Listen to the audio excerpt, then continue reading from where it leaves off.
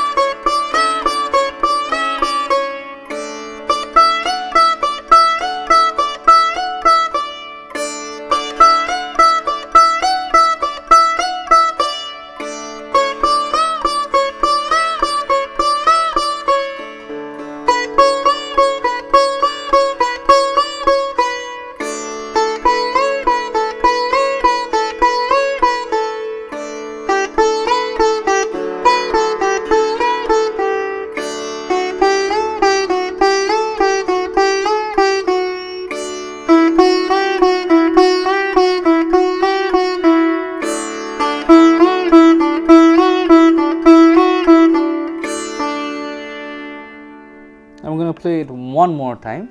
This time I'll try to play it just a bit more faster.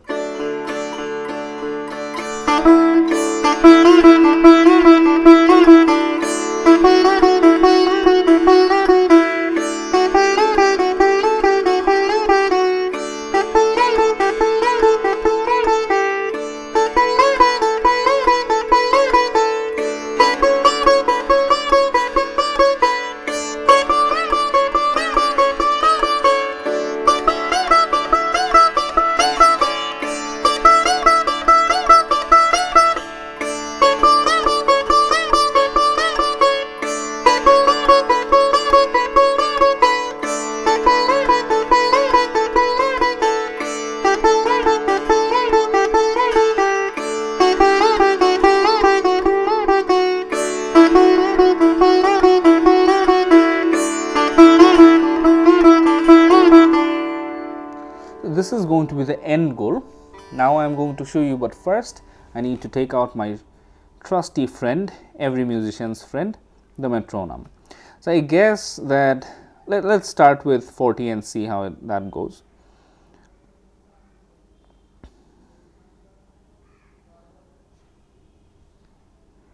I'm having a bit of a trouble of getting the metronome out here, and there it is.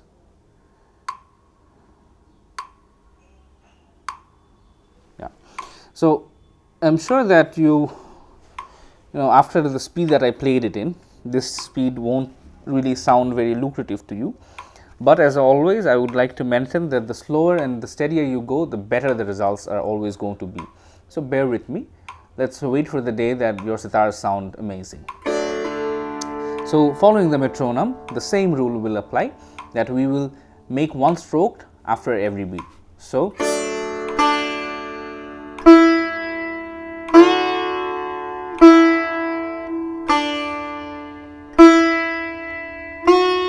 two, three,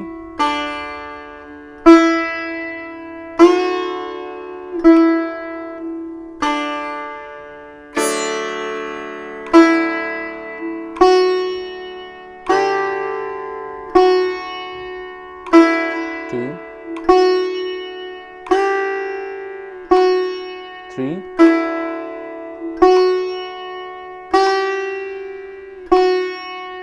four,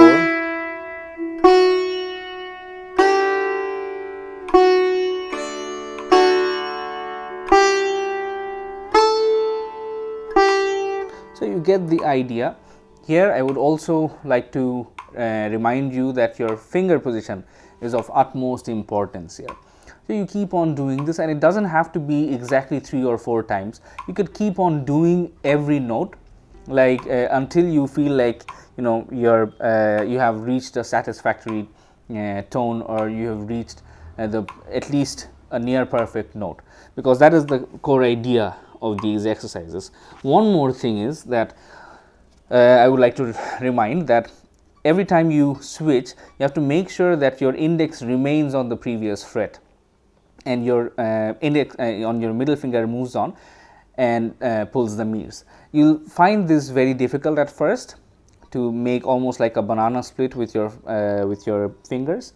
It might be difficult, but sooner you know, if you do it just for a week, you're going to start finding that this is taking more natural shape.